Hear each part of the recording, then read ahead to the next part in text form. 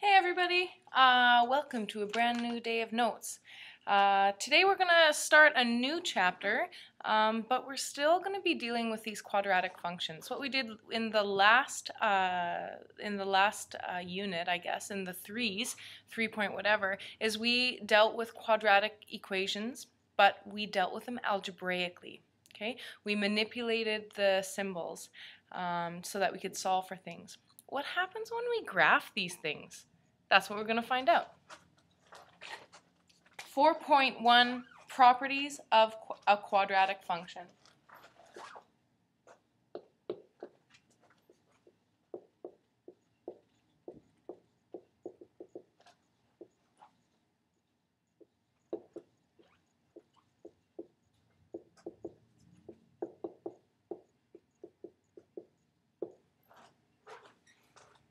So let's first just take down a definition of a quadratic function.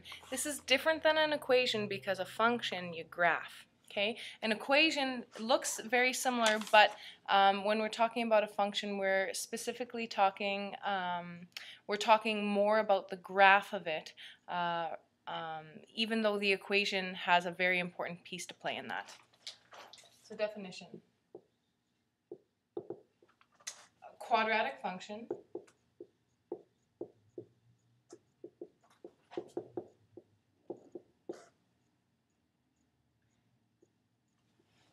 Can't forget that C. Did anybody notice that I left the E off of determine yesterday? Sorry about that. I noticed it too late. All right, so a quadratic function is a function of the form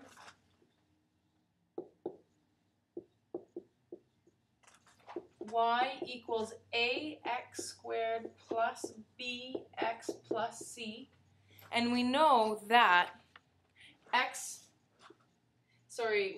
a cannot equal 0, and a, b, c are elements of the reals. They're real numbers. This is called the general form, this right here. This is called the general form.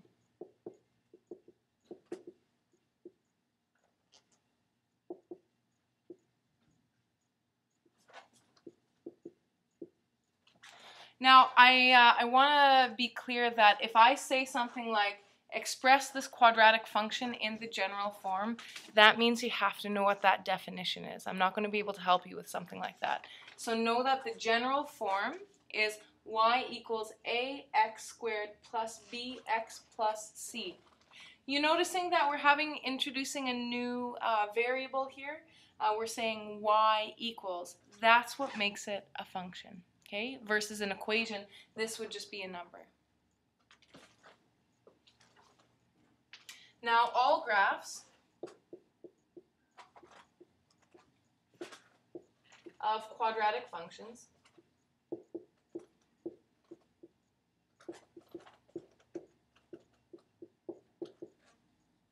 are based on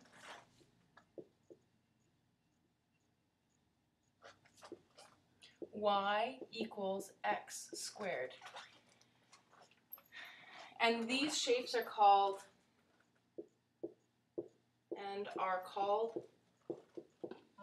parabolas. Mr. Hins, please contact the office. Mr. Hins, please contact the office.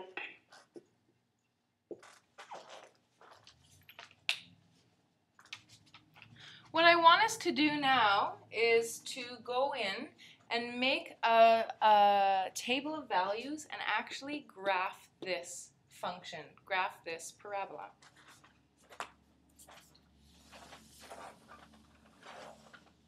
Now, when I was in high school and we started doing tables of values, I felt a little bit squeamish. I was like, I don't know how they get the numbers. I don't know how they pick the numbers. Because tables of value look something like this. They look like, okay, first of all, I'm just gonna make a nice little thing here. 1, 2, 3, 4. 1, 2, 3, 4. 1, 2, 3, 4. 1, 2, 3, 4. This is just a sketch of a graph. Now let's just go through some graphing pointers. What I definitely want to see is arrows. They're really important because this graph does not just end at 4, right? It shoots off in various directions. So we need to see those arrows. Another thing we need to see is scale. So all I need to do is just mark down 2. That means that every 2 tick-tick marks are worth 2. So every single one is worth 1. If you want to label every single one, that's fine, but I just need to see enough so that I can see the scale of it. Alright, so if we're doing a table of values for y equals x squared, what I want to do is have a t-chart and have x values and y values. Now the thing that freaked me out the most when I was in high school was, how do they know to pick the x's? Guess what? I'm just making up the x's so that I know that the nice parabolic shape will show up. So essentially, guys, all I'm doing is picking random x's. -2, -1, 0, 1, 2. When I put x equals -2 into this equation, so -2 squared, the y equals 4. When I say that x equals -1, so -1 squared is 1, so y equals 1. 0 squared makes y 0. 1 squared makes y 1. 2 squared makes y 4. So now I'm going to treat these as coordinate points. So it's like I'm putting these guys in brackets and putting a comma beside it. This is a bit of a quick review, but this is going to be your x coordinate and this is going to be your y coordinate. So if I wanted to plot this point right here, I would go -2 in the x and +4. This one, I would go -1 and +1. 0, 0, 1 and +1, 2 and 4. So if I were to color in, or if I were to connect the dots, the parabola would look something like this. You notice, I missed it again. Third time's the charm. You're noticing that I'm putting arrows on the ends. What I also want to do here is I also want to label it y equals x squared. So that's how we draw our parabola. What I'm going to do is I'm just going to make another random parabolic shape. Only it's going to look a little bit different. It's going to have the same shape.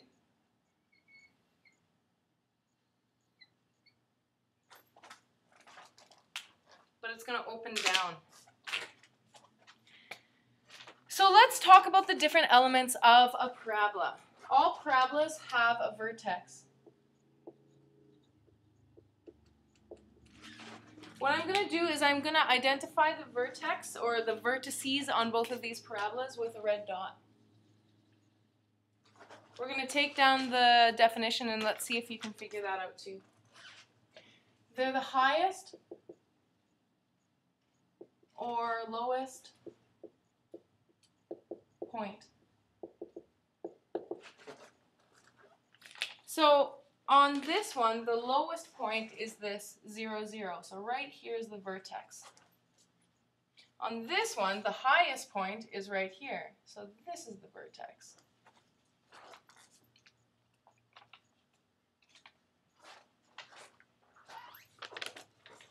If I wanted to have the coordinate points of this one, that would be 3, 2. Or this one would be 0, 0. The next thing is the axis of symmetry.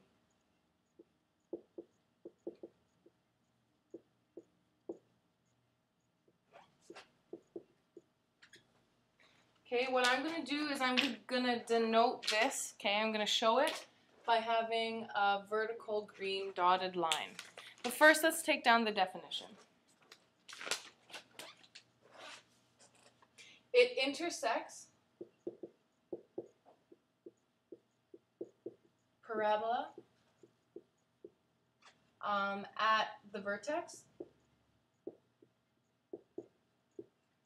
Another thing that's important about it is that the parabola is symmetrical. Wagner, please contact the office. Mr. Wagner, please contact the office. About this line. Okay, so where I would draw the axis of symmetry on this one would be right here. Bump, bump, bump, bump, bump, bump, bump. Bump, bump, bump, bump, bump, bump, bump. Okay, because if I were to, this one's a little bit wonky because my scale's a little bit off, but this one, if I were to cover this one, and I would have like a mirror here, you could see it looks exactly the same. I think that you guys talked about lines of symmetry when you were in grade 9, but this is just a quick review of it. Another thing, in the general form, when A, or the coefficient of x squared is positive, it opens up.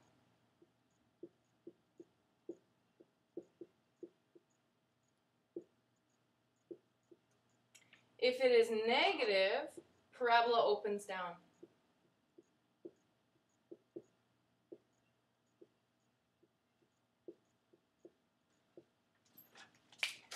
So in this one, we know that A is greater than 0 because the parabola opens up. Whereas this one, I know that A is less than 0 because the parabola opens down. Now here's the tricky bit. I know that you guys started this, but domain and range. Let's just, so the domain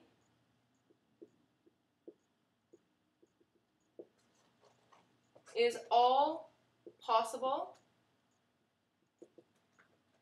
x values. So in parabolas, it's always going to be x is an element of the reals. Why? Because all x values are covered in a parabola. Because don't think of it as just stopping here, right? It's not just between 1 and positive 4. Think of it as, or 5, think of it as like going down forever. It can actually cover every single x value. Ranges on parabolas are a little bit different. So range, all possible y values. And in parabolas, when we have a shape that looks like that, it's dependent on the vertex.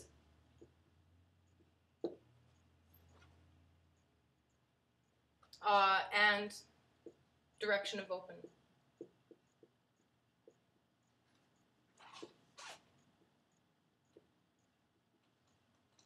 Okay, so with this one right here, I would say that the domain is x is an element of the reals, because it always is. But for the range, I would say that y, because we're talking about y values, y is greater than or equal to 0, but y is also an element of the reals. Whereas with this guy right here, I would say, yeah, domain, XER, x is an element of the reals, but with a range, it's a little bit different. Range, I would say that y is less than 2. Because only this parabola here doesn't exist up here. It only starts at the vertex and goes down. So y is less than or equal to 2 YER. So next up is an example in graphing, being given a function and asked to graph it. But this is kind of the nuts and bolts of your introduction for quadratic functions. Remember, the difference between equations and functions is that functions have 2 variables, whereas equations just have 1. All right, see you soon.